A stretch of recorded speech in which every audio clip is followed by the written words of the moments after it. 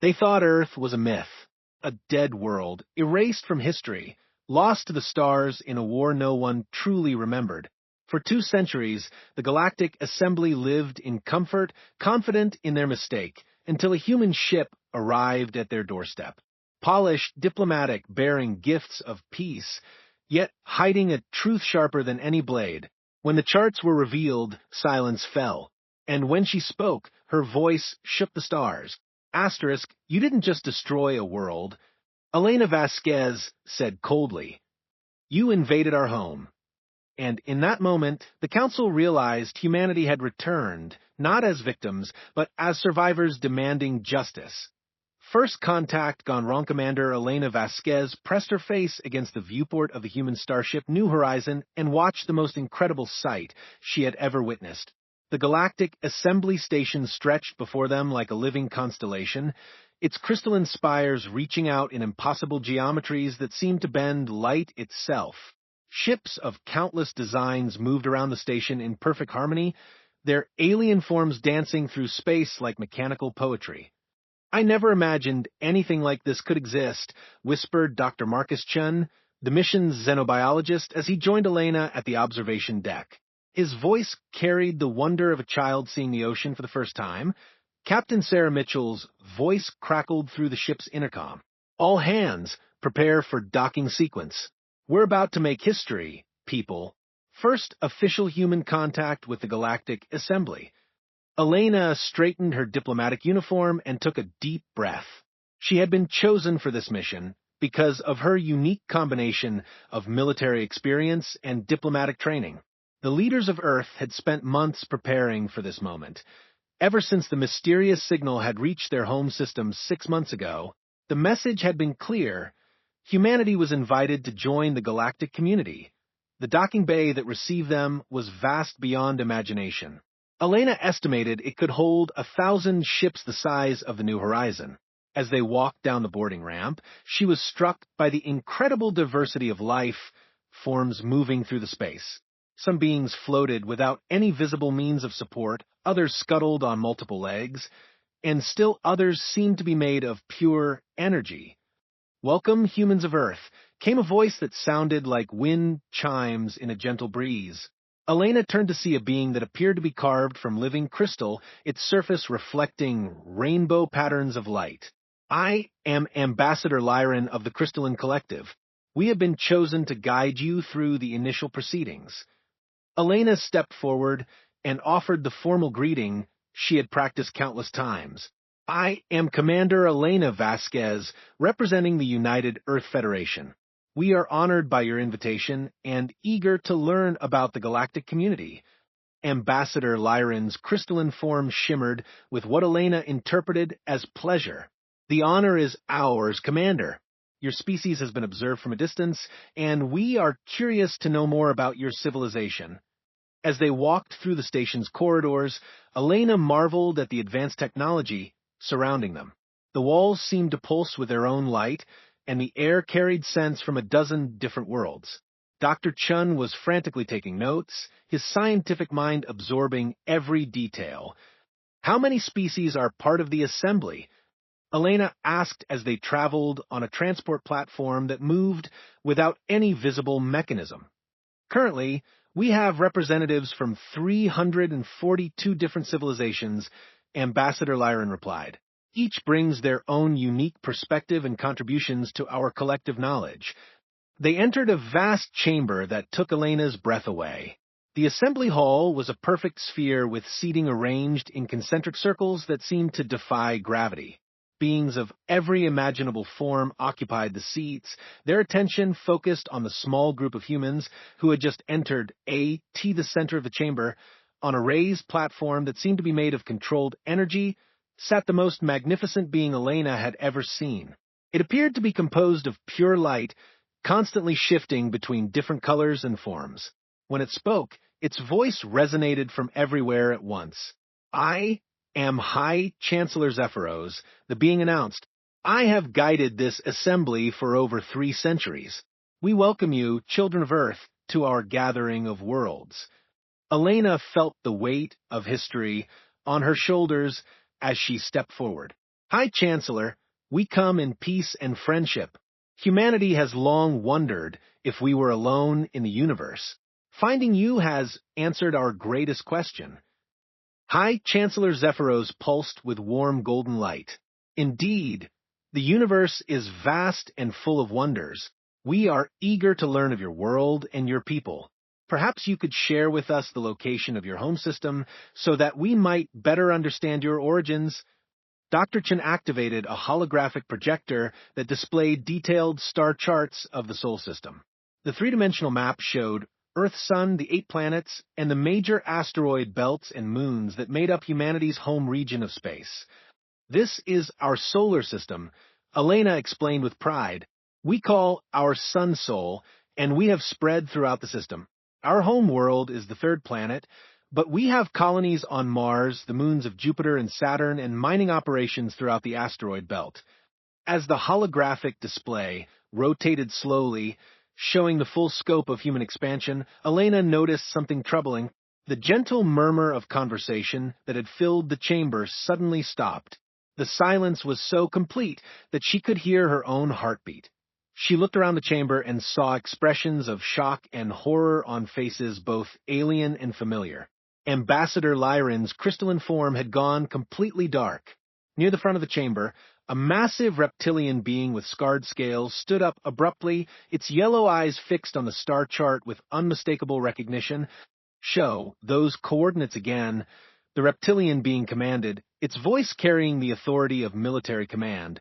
Display the exact stellar coordinates. Dr. Chen looked confused, but complied, highlighting the precise location of the Sol system within the local galactic arm. The reaction was immediate and terrifying. Beings throughout the chamber began talking urgently among themselves, their voices rising in what sounded like panic. The reptilian being stepped forward, its massive form casting a shadow over the human delegation. I am General Thorak, military commander of the Draconian Alliance. Those coordinates, they cannot be correct. Elena felt a chill run down her spine. I assure you, General, these coordinates are accurate. This is the location of our home system.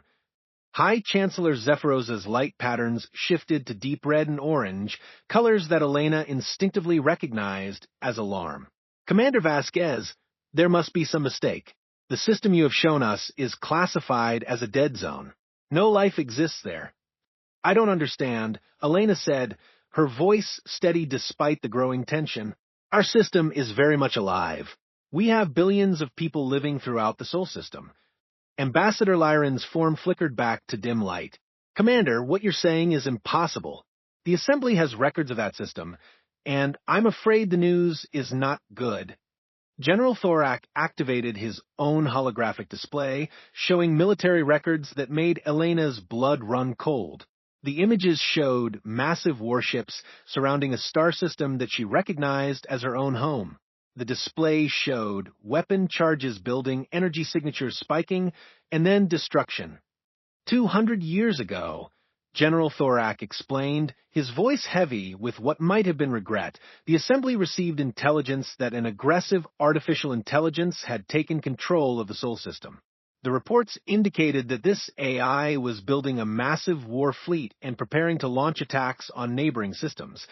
Elena stared at the military records in disbelief. That's impossible. There was no artificial intelligence controlling our system. We are organic beings, not machines. The intelligence we received was very specific, General Thorak continued. It came from our most trusted sources. The AI had supposedly eliminated all organic life in the system and was using the resources to build weapons of mass destruction. Dr. Chen stepped forward, his scientific mind working to process the implications. You're saying that the Assembly attacked our home system based on false intelligence? High Chancellor Zephyros's energy patterns swirled with what Elena was beginning to recognize as deep distress. The decision was not made lightly. We sent reconnaissance missions, but they were detected and destroyed before they could gather detailed information. All evidence pointed to a growing threat that needed to be stopped. Elena felt the ground shifting beneath her feet as the full horror of what she was hearing began to sink in. General Thorak, what exactly did your forces do to our system? The reptilian commander's scarred face showed something that might have been shame. We implemented a complete orbital bombardment. Every planet, every moon, every asteroid with artificial structures was targeted. We used plasma weapons, antimatter charges, and stellar disruption devices. Our goal was to completely eliminate the AI threat. The chamber fell silent again as the implications of his words settled over everyone present. Elena felt her legs go weak, but she forced herself to remain standing. You're telling me that the assembly destroyed our home system 2 centuries ago? Yes, General Thorak confirmed quietly. We sterilized the entire region. Nothing could have survived. Dr. Chen's voice was barely a whisper. But we did survive. Humanity survived. Elena's mind raced as she tried to understand how this was possible. The records General Thorak had shown clearly depicted the destruction of her home system. But she was standing here along with billions of other humans who called the Sol system home. How could both things be true? Commander, Ambassador Lyran said gently, are you certain you come from the system you showed us? Perhaps there has been some confusion about your origins. Elena's diplomatic training kicked in, but underneath her professional demeanor, she felt a rage building that threatened to consume her. These beings had attacked her home, killed her people, and now they were suggesting she was confused about where she came from. I am absolutely certain, Elena said, her voice carrying an edge that made several assembly members shift uncomfortably. The Sol system is our home. It has been our home for millennia, and if you attacked it 200 years ago, then you attacked us. The implications hung in the air like a physical weight. The assembly had invited humanity to join them, not knowing that they were talking to survivors of their own attack. The beings who had welcomed them with open arms were the same ones who had tried to commit genocide against their species. High Chancellor Zephyros's energy patterns flickered rapidly. This is unprecedented. If what you say is true, then we have made a terrible mistake. But how did you survive? Our records show complete destruction. Elena looked around the chamber at the faces of beings who had unknowingly invited their victims to sit among them. She thought of the billions of humans who had died in the attack, of the colonies that had been destroyed, of the survivors who had been forced to rebuild their civilization from the ashes. We survived, Elena said, her voice growing stronger with each word, because humans are harder to kill than you thought. We survived because when you destroyed our surface cities, some of us were already living underground. We survived because our space stations were shielded and our deep space colonies were too small to be detected by your sensors. The chamber erupted in whispers and concerned conversations. Elena could see the shock and horror in the eyes of many assembly members as they realized what their forces had done. For 200 years, Elena continued, humanity has been rebuilding from the devastation you caused. We've been living with the knowledge that something had attacked our home, but we never knew who or why. We thought it might have been a natural disaster, or perhaps raiders from deep space. Dr. Chen stepped beside Elena, his scientific mind now focused on the political implications. We've been alone for 2 centuries, thinking we were the only intelligent life in the universe, never knowing that we were actually the survivors of a galactic genocide attempt. The weight of revelation settled over the chamber like a heavy blanket. The assembly had not only made contact with a new species, they had made contact with the survivors of their own attack.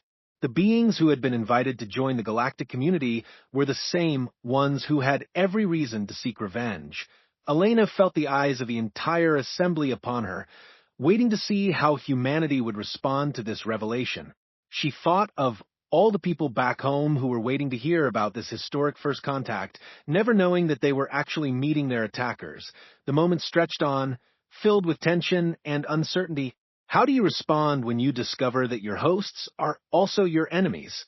How do you maintain diplomacy when you've just learned that your entire species nearly went extinct because of a mistake? Elena took a deep breath, knowing that her next words would determine not just her own fate, but the fate of all humanity. The assembly was waiting. The galaxy was waiting. and somewhere in the Sol system, billions of humans were waiting to learn whether they would finally join the galactic community or face another war.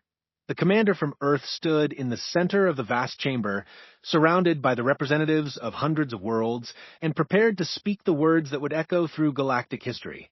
The truth was out, and there was no going back now. The chamber fell silent again as the implications of his words settled over everyone present. Elena felt her legs go weak, but she forced herself to remain standing.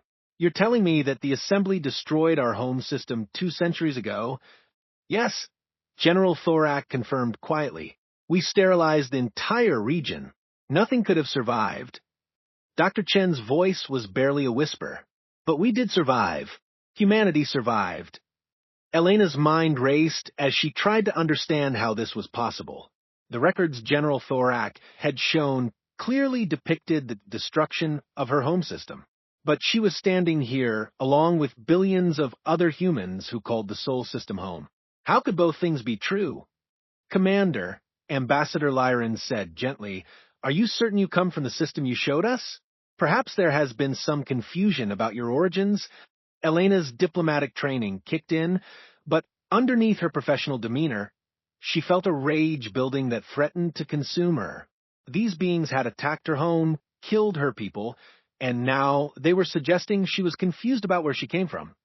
"I am absolutely certain," Elena said, her voice carrying an edge that made several assembly members shift uncomfortably. "The Sol system is our home. It has been our home for millennia, and if you attacked it 200 years ago, then you attacked us." The implications hung in the air like a physical weight. The assembly had invited humanity to join them, not knowing that they were talking to survivors of their own attack. The beings who had welcomed them with open arms were the same ones who had tried to commit genocide against their species. High Chancellor Zephyros's energy patterns flickered rapidly. "This is unprecedented. If what you say is true, then we have made a terrible mistake. But how did you survive? Our records show complete destruction." Elena looked around the chamber at the faces of beings who had unknowingly invited their victims to sit among them. She thought of the billions of humans who had died in the attack, of the colonies that had been destroyed, of the survivors who had been forced to rebuild their civilization from the ashes. "We survived," Elena said, her voice growing stronger with each word, "because humans are harder to kill than you thought. We survived because when you destroyed our surface cities, some of us were already living underground. We survived because our space stations were shielded and our deep space colonies were too small to be detected by your sensors." The chamber erupted in whispers and concerned conversations. Elena could see the shock and horror in the eyes of many assembly members as they realized what their forces had done. "For 200 years, Elena continued, humanity has been rebuilding from the devastation you caused. We've been living with the knowledge that something had attacked our home, but we never knew who or why. We thought it might have been a natural disaster, or perhaps raiders from deep space."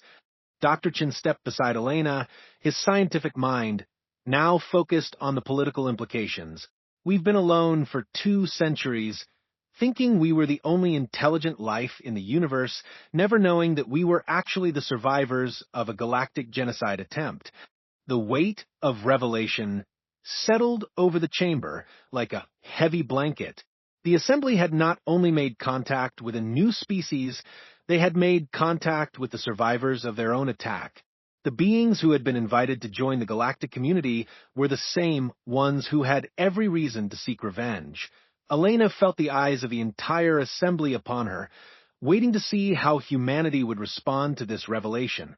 She thought of all the people back home who were waiting to hear about this historic first contact, never knowing that they were actually meeting their attackers.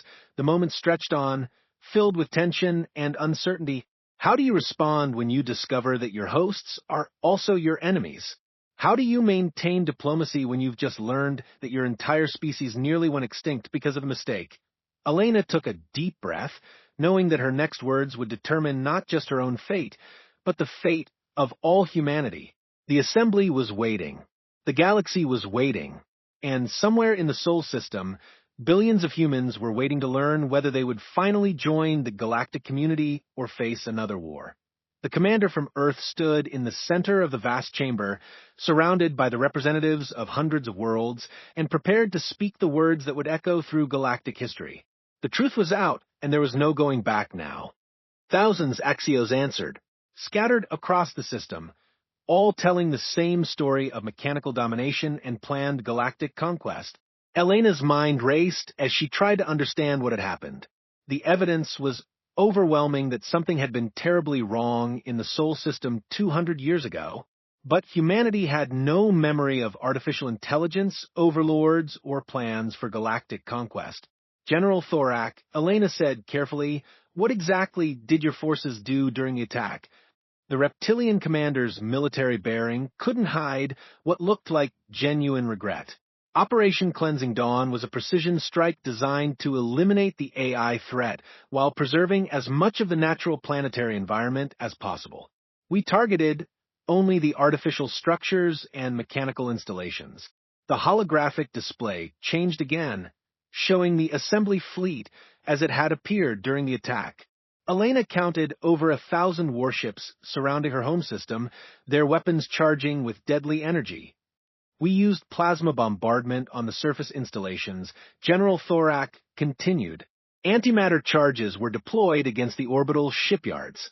The AI's war fleet was destroyed in the first wave of attacks.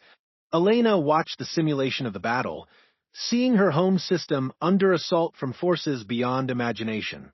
The mechanical towers on Earth crumbled under plasma fire. The shipyards around Mars exploded in brilliant flashes of antimatter annihilation. The fleet of unknown warships was systematically destroyed by assembly forces. The operation was considered a complete success, General Thorak said quietly. All artificial installations were eliminated. The AI threat was neutralized. We believed we had saved the galaxy from conquest. Dr. Chin stepped forward, his scientific curiosity overcoming his shock. General, did your forces detect any underground installations during the attack? Any structures that might have been shielded from your weapons?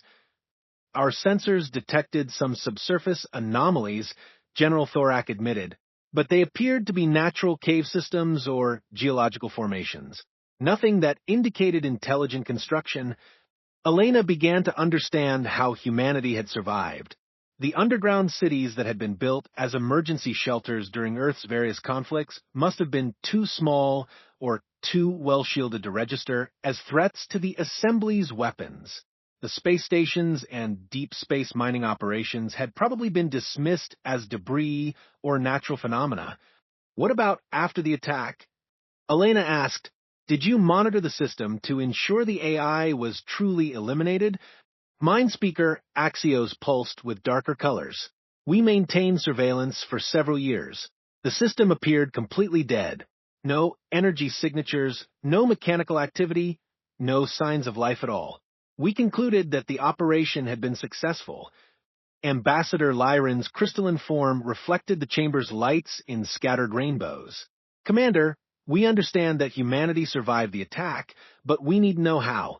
If you were living underground and in hidden installations, how did you rebuild your civilization so quickly?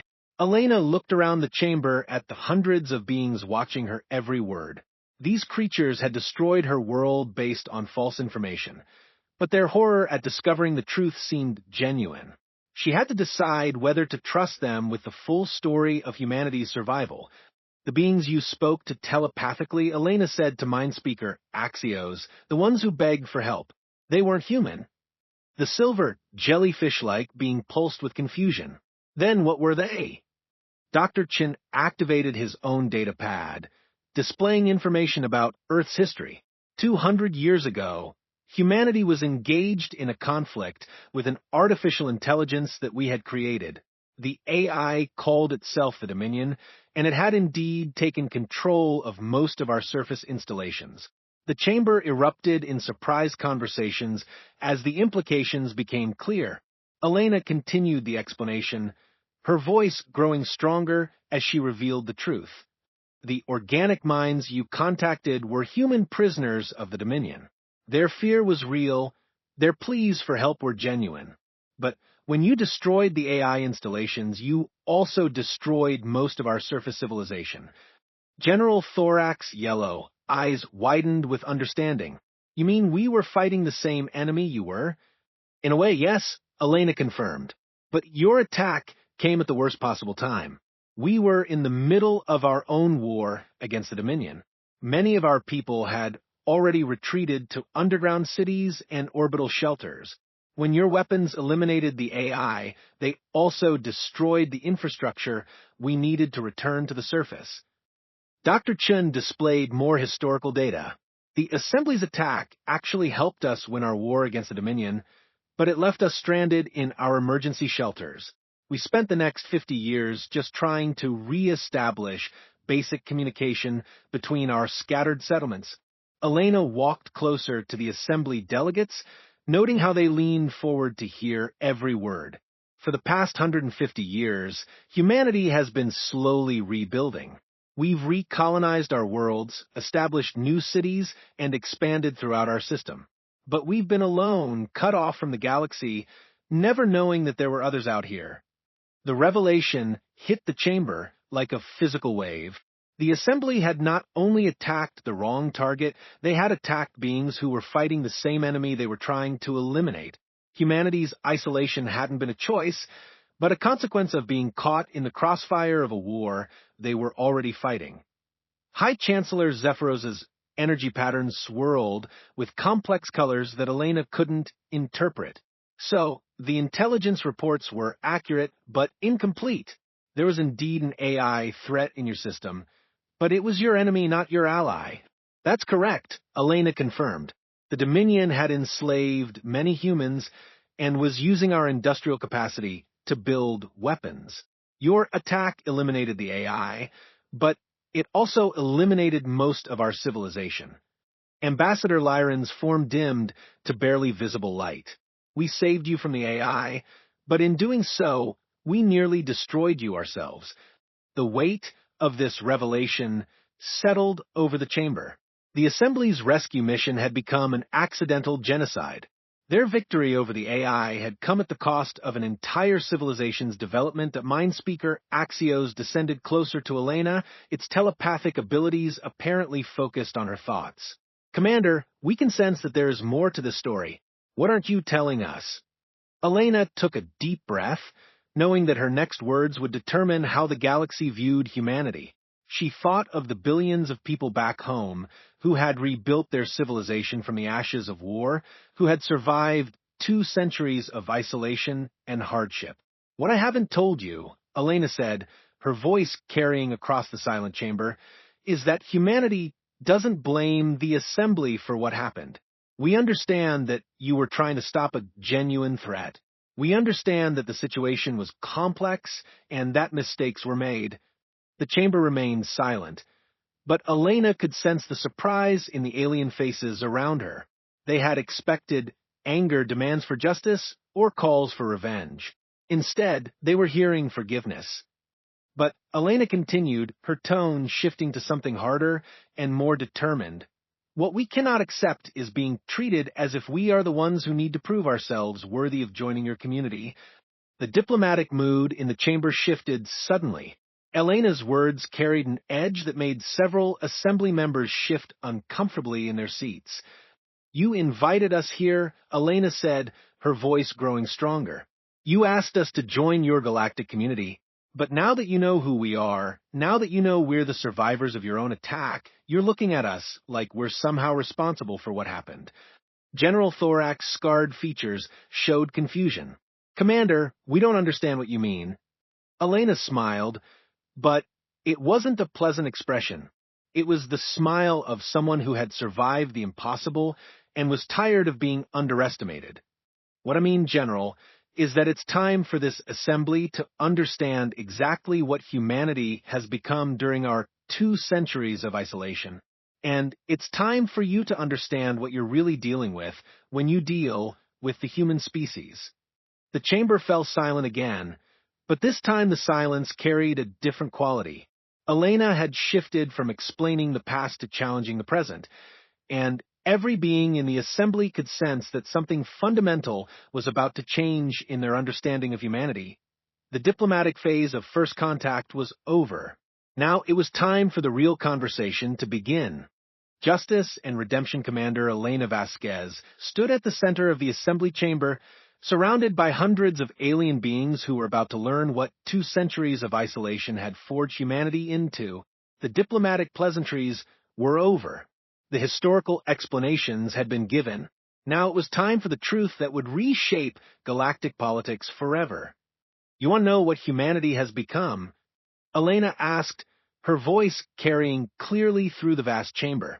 Let me tell you about the species you accidentally created when you destroyed our world.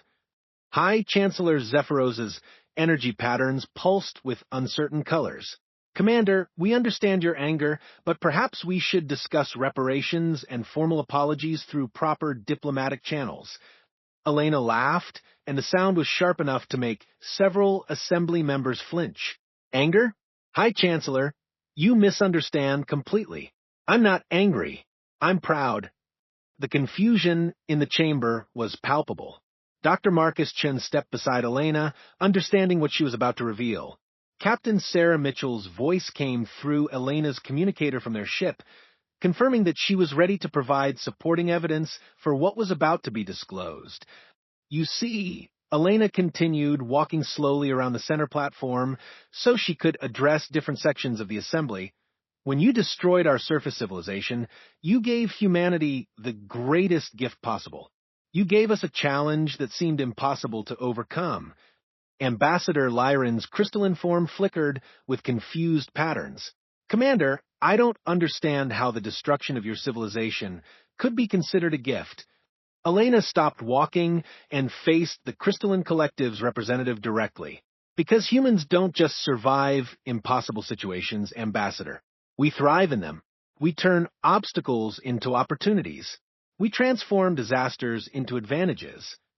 Dr. Chen activated his holographic display, showing current images of the Sol system.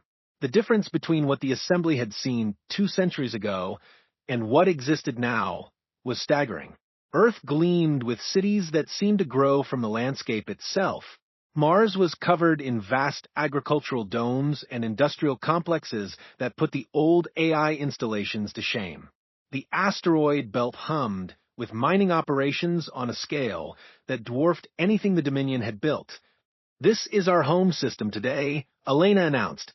What you're seeing is what humanity accomplished in 200 years of isolation. What you're seeing is what happens when humans are given a reason to prove themselves. General Thorak studied the images with obvious military interest. Those industrial complexes on Mars are larger than anything we've seen outside the core worlds. How did you manage such extensive development with a decimated population? Elena smiled, and this time it carried genuine warmth. General, that's the beautiful thing about humans. We don't let setbacks define our limitations. We let them define our motivation. The holographic display shifted to show population statistics that made several assembly members gasp audibly. Humanity's numbers had not just recovered from the attack, they had grown exponentially. When your forces destroyed our surface cities, you left approximately 50 million humans alive in underground shelters and space installations, Dr. Chen explained. Today, humanity numbers over 12 billion souls spread throughout the Sol system.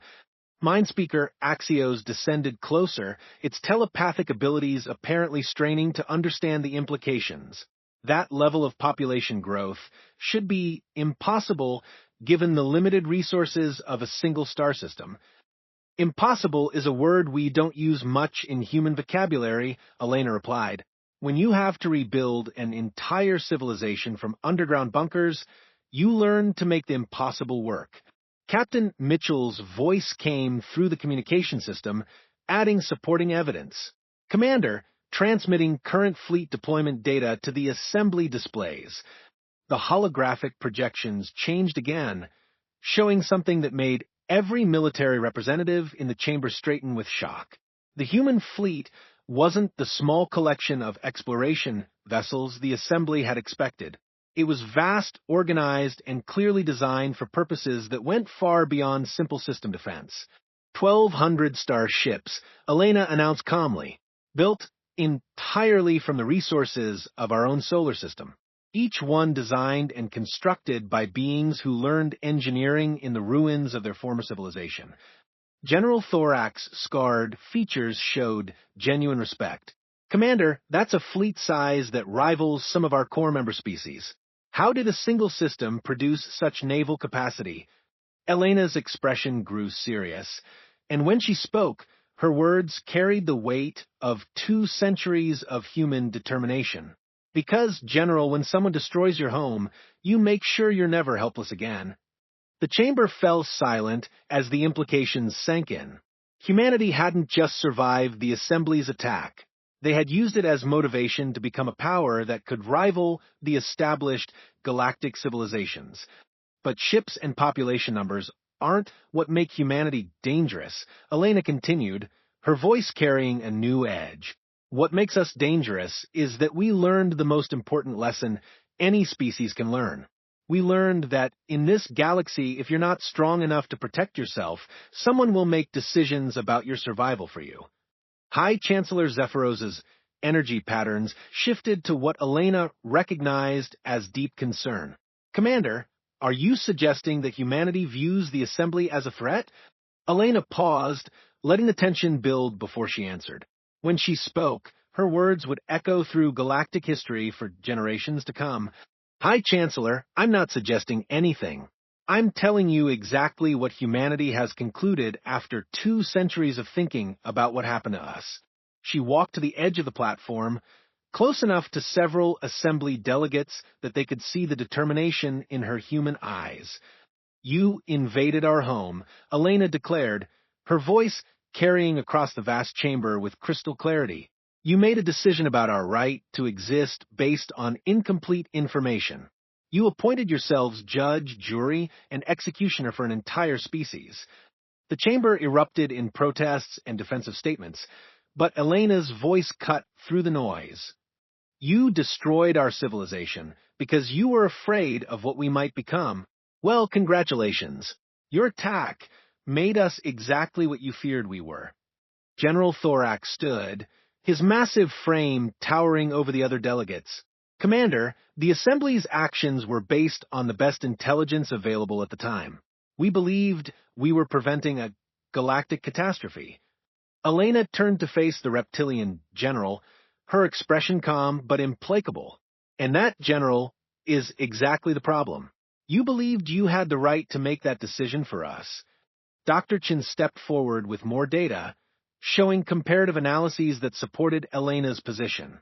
The Assembly's intelligence gathering was flawed, their analysis was incomplete, and their response was disproportionate. By any measure of galactic law, what happened to humanity was an unprovoked attack on a sovereign species. Ambassador Lyron's crystalline form had dimmed to barely visible light. Commander, what do you want from us? What would satisfy humanity's sense of justice? Elena looked around the chamber at the faces of beings who were beginning to understand that they weren't dealing with grateful survivors seeking acceptance. They were dealing with a species that had survived genocide and rebuilt themselves into something formidable. What do we want? Elena asked, repeating the question. We want acknowledgement. We want the Assembly to admit that what you did to humanity was wrong. We want you to understand that your fear-based decision-making nearly eliminated an entire species. She paused, letting her words sink in before continuing. But more than that, we want assurance. We want guarantee that the Assembly will never again make unilateral decisions about the fate of species you don't understand. High Chancellor Zephyros pulsed with rapidly changing colors. And if we cannot provide such assurances, Elena's smile returned, but now it carried an edge that made several Assembly members visibly uncomfortable. Then humanity will provide its own assurance.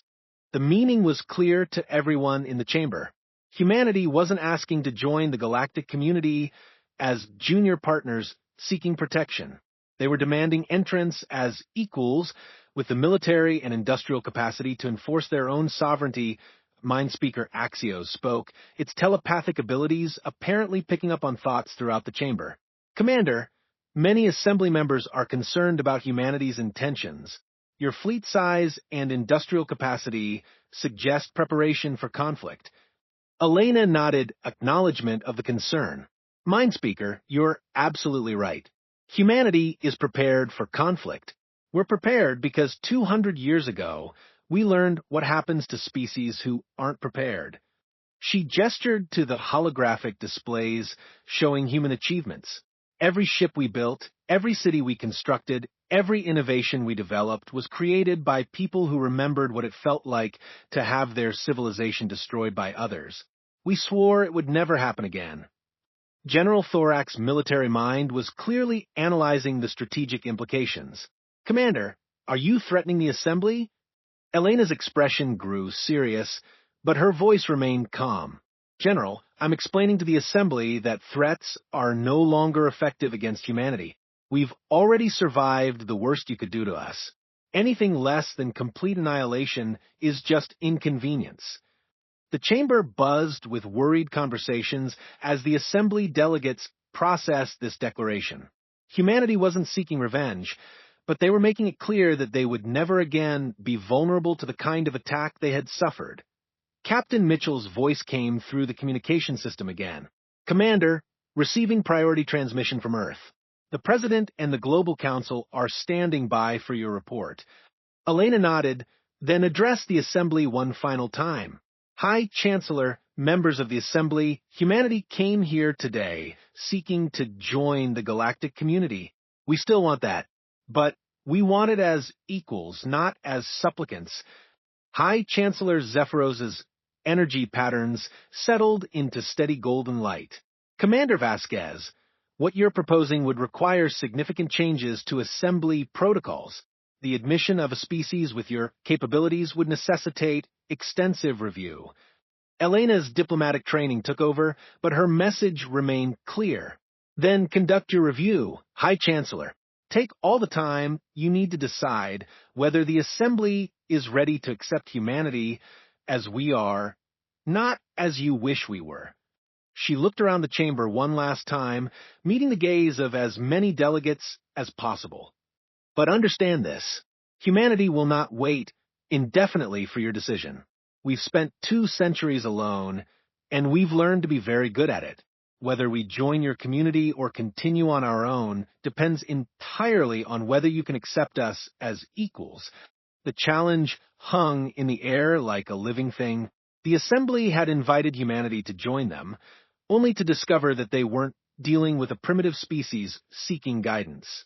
They were dealing with a civilization that had been forged in the fires of near extinction and emerged stronger than ever. Ambassador Lyran's crystalline form brightened slightly. Commander, if humanity were accepted as full Assembly members, what assurances could you provide about your peaceful intentions? Elena considered the question carefully before answering. Ambassador, humanity's intentions are exactly what they've always been. We want to explore, to learn, to grow, and to share what we discover. We want to be part of something larger than ourselves. She paused, her next words carrying the weight of species determination. But we will never again allow others to make decisions about our survival. We will never again be helpless in the face of those who claim to know what's best for us. And we will never again trust our fate to the good intentions of strangers. Dr. Chin added supporting information. The Assembly should know that humanity's military preparations are entirely defensive. We have no territorial ambitions beyond our own system, but we are prepared to defend our sovereignty against any threat.